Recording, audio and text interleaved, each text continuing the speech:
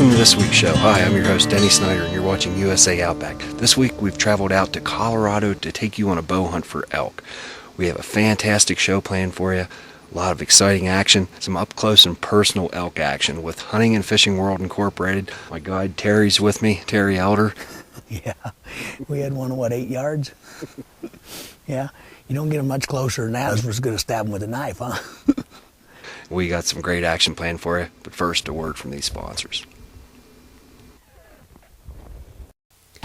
There's no better teacher than an actual hunting experience, being able to learn from your mistakes and applying them on your next hunt. Everybody needs an edge. That's what makes a great hunter. Mine has been the Walker's Game Ear, being able to hear better than I've ever heard before. So let the Walker's Game Ear give you the edge you need. Walker's Game Ear, maker of the finest hearing protection for hunters. Hear like you've never heard before and protect from the harmful effects of muzzle blast.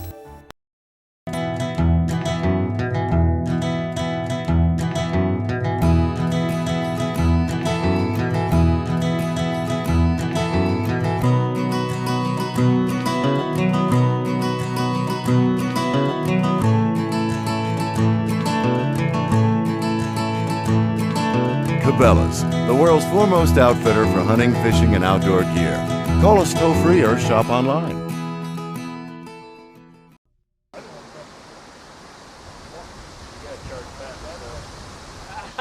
We're frying chicken tonight. This is a Sunday event, and only the very best hunters get pan-fried chicken with me. And if they're real good, in rifle hunts, I generally fix them a nice big turkey with dressing and everything, you know. And we're going to have taters and gravy and some green beans. And they'll go from there. Hunting and Fishing World's camp sits on the east side of Spicer Peak, located in the northwest corner of Colorado. If the hunting was as good as the food, I'd be in the front row for a fantastic hunt. Champions. That's Colonel Sanders' finger licking good. Of course, the old man pan-fried it right here, right in camp. We're up at the backside of Spicer Peak on the west side of the mountain. We'll be making a move this morning into what we call the dry water area. Try to locate the elk coming up, then we'll try to make a move and cut them off going up to different quakey draws.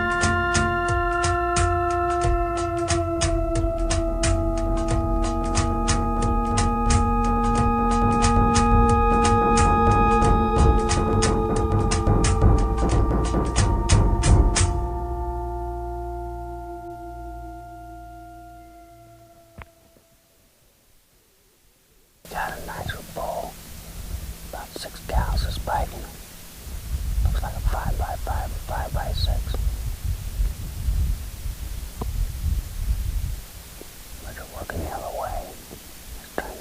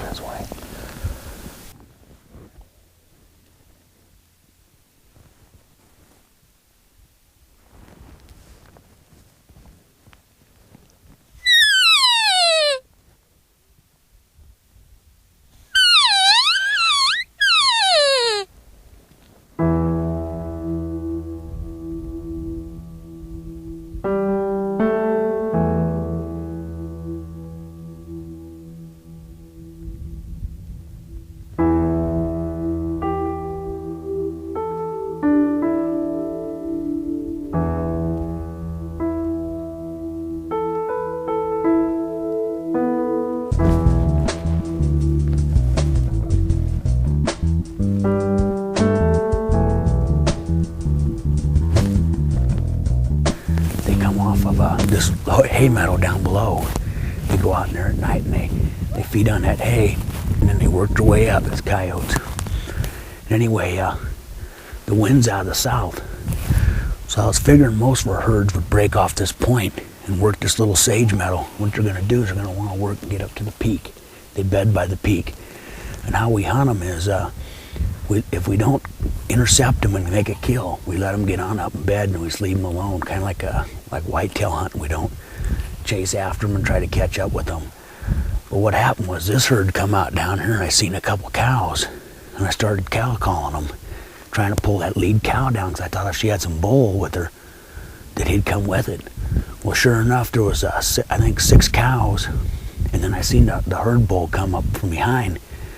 Well, then turned out there was, as I watched more elk come up over the ridge, there was a spike in this 4x4, 5x5. They started this way, then they locked up even though they were upwind of us. But the spike, I was able to call him off and he come right down here. I had Dennis sitting right here below me, about 10, 15 feet. He come right up here. When he got downwind of us, he kind of made her win, but he didn't really make us. And he turned and started on back up. Well, as he started back up, that herd bull, I seen him over here on this other side. He put an antler to that bull that we get, that 5x5. He put his antlers into him and kicked him off the herd a little bit. And he busted down these quakies. So I started calling him, didn't know if I could pull him back downwind too, because they don't like to go downwind and they don't like to lose altitude. They like to continue to move up. But we lucked out, and he come off and he circled around. We pulled that bull right up here. And then once again, he got downwind of us and made us, but I was waiting for Dennis to make the shot, but he wasn't quite. I didn't have him really quite the right situation for an ambush here. Now, if he'd have been where I'm standing here, with this rock, as this herd bull come here, he could have drew right here, and as he come up, boom, right there, 12-yard shot. But we still got a few elk down below. We're going to stay in this point a little bit longer. And if we get some working one of these draws out, we'll go ahead and try to make a move on them and see if we can intercept those guys. Buddy. That old call works pretty good. That's the call I was using. That's that new night and hail. That's that new night and hail. I really like that calf side of it. Worked real good for us this morning, and seemed like the elk like it too. And I'll tell you what, this is one of the best calls I've ever seen. It even calls in percher on horses. I was clear on the north side of the mountain last night, and that same white horse is with me. I don't know if he just likes me or what. Maybe I got apple scent on. Now it's time for the Lancaster Archery Supply Tech Tip with Rob Kaufhold. Your gear can be top notch, but if you don't have good shooting form, your shot won't hit its mark. To demonstrate proper shooting form today, I have Amber Dawson from Reading, Pennsylvania with me, who's a former IBO World 3D champion and U.S. Archery team member. The first thing we're going to talk about is stance. Draw the bow with your shoulders level and your drawing elbow higher than your shoulders. Your stance should be relaxed with your feet shoulder width apart and your arms forming a perfect T when you're at full draw. When you're shooting uphill or down from a tree stand, always bend at the waist to prevent shortening your draw length. Your bow hand grip is the most important part of your shot setup. Use a relaxed bow hand with your knuckles at almost a 45-degree angle. To demonstrate proper bow hand placement, use the stop, relax method. Use a wrist sling to allow your hand to remain relaxed during and after the shot. Follow through during the shot by keeping the pin on your target until you hear the arrow strike. Do not be tempted to peek to see where the arrow hits. Your anchor point and peep sight are critical for accuracy. Anchor against your face so that you can feel it. Visually center your sight guard or pin in the peep for shots at any distance. Concentrate on the sight pin and gently squeeze the trigger until the shot goes off. Use your back and shoulder muscles to draw and hold the bow. Trigger the shot by squeezing your shoulder blades together. By giving your shooting form a tune-up, you'll hit your mark this fall. I'm Rob Kaufhold, and that's your Lancaster Archery Tech Tip of the Week. Now it's time for Call of the Week with Jim Strelick. The Lonesome Hen by Night and Hail. It's not often you can say you come out with something for everybody, but this is it. Beginner as well as advanced. All you have to do is place your finger on the little stopper right there and just move it. Just a short movement of the finger. That'll give you your cluck. Purr. Purr and clucks. Yelps. And a cutting sound. Put your one finger down on it like this. Add a little pressure.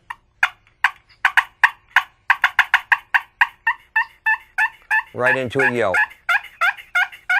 And remember, all that I showed you, just check this out. There's an adjustment right here simply by turning the top. Listen to the sound. Now watch what happens when I rotate the top.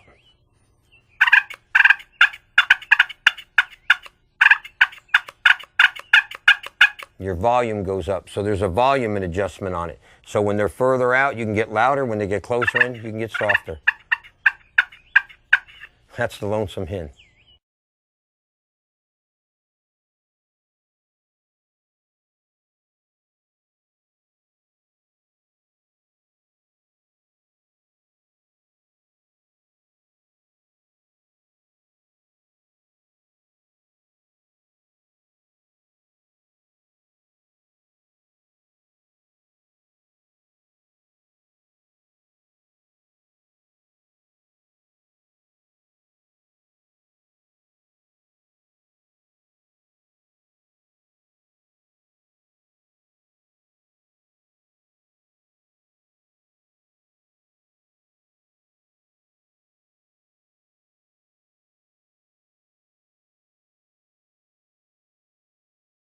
Good pack is very essential, guys.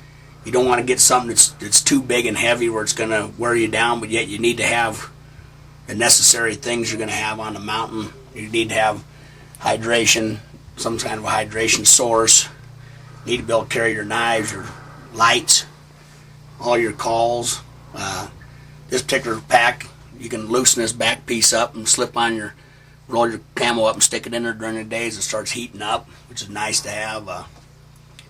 That's a good pack. I really like that one. For hunting big game, I recommend using Cabela's Outfitter Series arrows tipped with 4-blade 100-grain Muzzy broadheads, and for hearing game, the Walker's Game Ear 3. Okay, guys, here's a bull elk we found the other day on the west side of the mountain.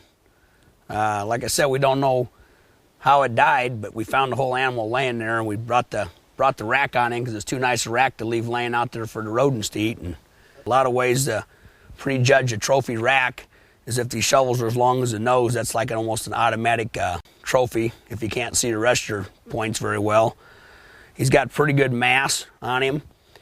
It wouldn't be a whole lot of deductions. Looking at antler length here is a little bit, there'd be a little deduction here.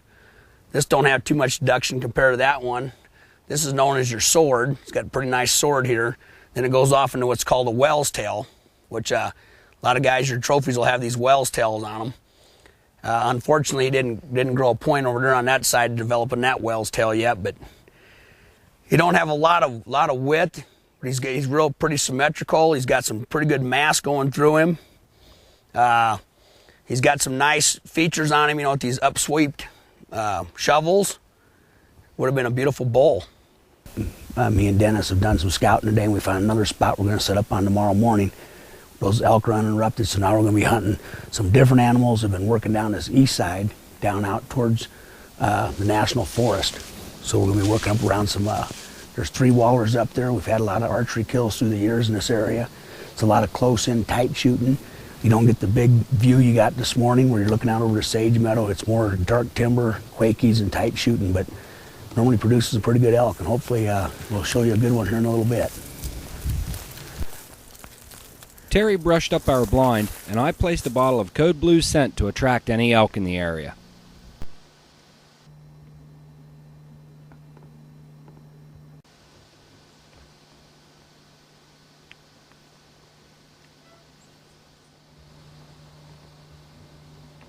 We're by an old dry wall. It's a natural spot for the elk to come down off the mountain to go on out to feed. Now, important thing is having your stuff, your gear ready to go.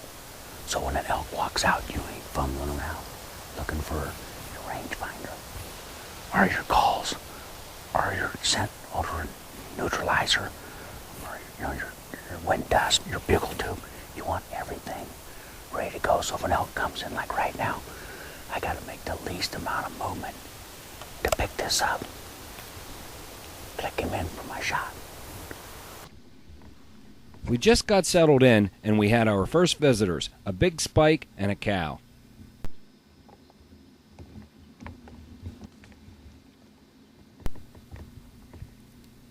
The young bull was more than just curious about the Code Blue scent and stayed well within bow range. It's great to see when a plan comes together. I had an either sex tag and I sat debating shooting the cow or waiting for one of the trophy bulls we knew were in the area. Seeing a broadside shot at less than 20 yards away is tough to pass, but it was nice to know that the opportunity was there because of proper planning. But these elk spooked when they heard a crack in the distance.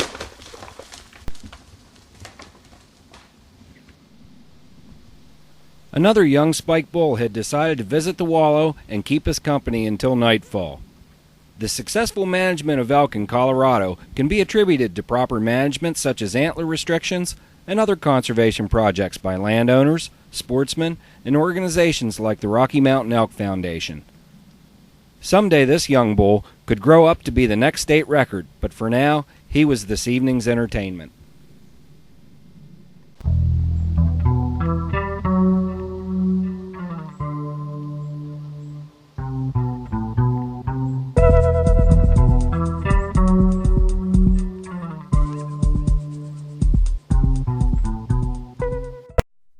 Now it's time for Making Sense Out of Sense with Don Bell, brought to you by Code Blue. Don, we got gun season coming up here in a couple weeks. We're checking out this ridge line. Right here is what we've been looking for, a fresh rub. Then this is a great example of a rub line. University of Georgia calls this signposting, but most hunters calls it a rub. And it's a perfect example. And you know, it's a pretty good deer here that's hitting this high. Mm-hmm. And what this deer is doing is he's working between the field here and this opposite field on the other side of this hardwood hill here. And he's working this old logging road. So they're very habitual. This is the kind of area hunters get all excited over seeing. Pretty typical of a rub line like this. You also have the little secondary scrapes. A lot of people think where turkeys maybe scratch. You know, we've seen some birds out here today. But they'll also call it a frustration scrape. Right, he's frustrated looking for does. Listen, this old boy right now, as the hunters are out here and they see this, they need to understand that this old boy right now can breed. He's out of velvet, he's hooking, and he hooks Denny way after the velvet's gone. He was ready in September. Hey, yeah, and he's going to hook and he's going to rub way after the velvet's gone. So here's a prime example to set up on and be a great place to use some scent here, too. Absolutely. Now, a lot of guys use different scents, and this is a spot where you could use a couple different kinds of scents. It's a great place to use buck urine. You know, if you're early season or early gun season like it is here and he's working this ridge, one of the things, and if you notice, it's nowhere here really to hang scent. So this would be a prime example of a place to use buck urine. And if you notice what we've got it here, and for Code Blue, we've got it in a gel form. And it's a real good application to be able to do it. And it has a dauber to where you don't get it all over you.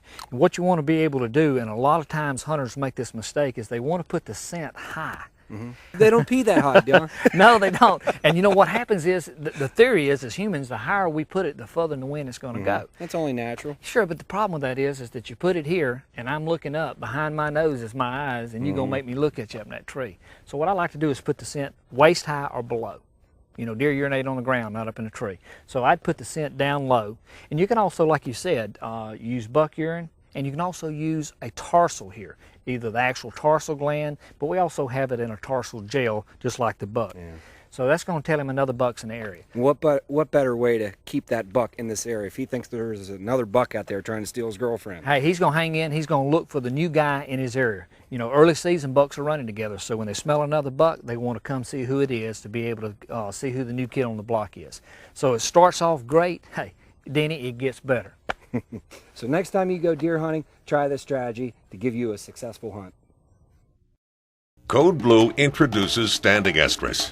Each bottle is certified buck tested. This means a buck has already come to it, or was attempting to breed the doe from which we collected the urine. She stands. He attempts to breed. We bottle it. Standing estrus is the premium and most powerful peak estrus urine ever collected. The chase ends when the doe stands. Never before available. Supply is limited. Advance order your bottle today to ensure availability on September 1st, 2004. He knows big bucks don't get fooled by accident. He knows that Code Blue is the only one deer to one bottle deer scent. Each bottle is numbered and contains the urine from one deer through our patented scientific process, giving that buck the actual scent of a single individual deer. Know the rush of a successful hunt. Know what he knows. Code Blue, from one deer to one bottle. There's no better teacher than an actual hunting experience, being able to learn from your mistakes and applying them on your next hunt. Everybody needs an edge. That's what makes a great hunter. Mine has been the Walker's Game Ear, being able to hear better than I've ever heard before. So let the Walker's Game Ear give you the edge you need. Walker's Game Ear, maker of the finest hearing protection for hunters. Hear like you've never heard before and protect from the harmful effects of muzzle blast.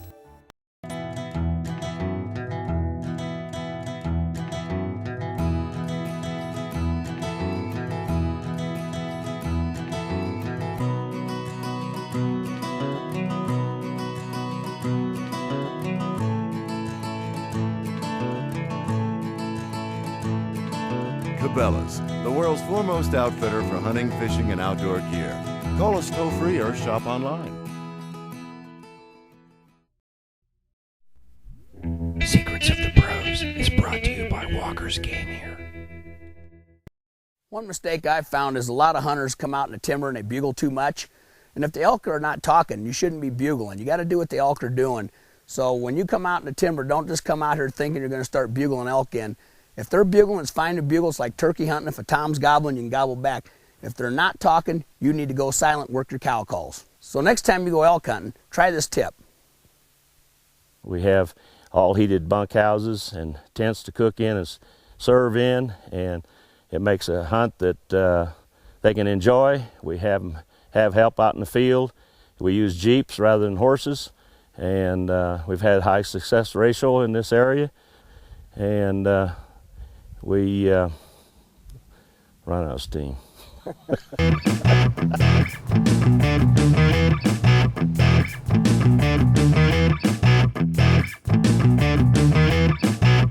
Well, Bill, I had a great trip out here, buddy. Thank you so much for inviting me to come out and do a little bow hunting.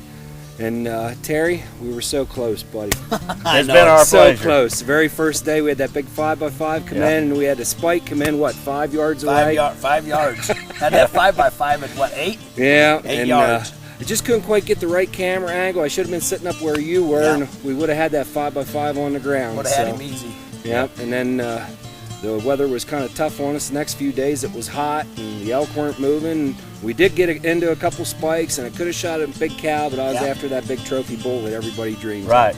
So if you'd like to get more information on bow hunting or rifle hunting for elk, be sure and give Bill or Terry Elder a call at Hunting and Fishing World Incorporated. And always remember, it doesn't matter whether you're hunting or fishing, your actions represent millions of other sportsmen out there with what you do. So always be an ethical sportsman. We'll see you next week right here on USA Outback. For more information about USA Outback, visit our website. Thank you for watching, and we'll see you in the Outback.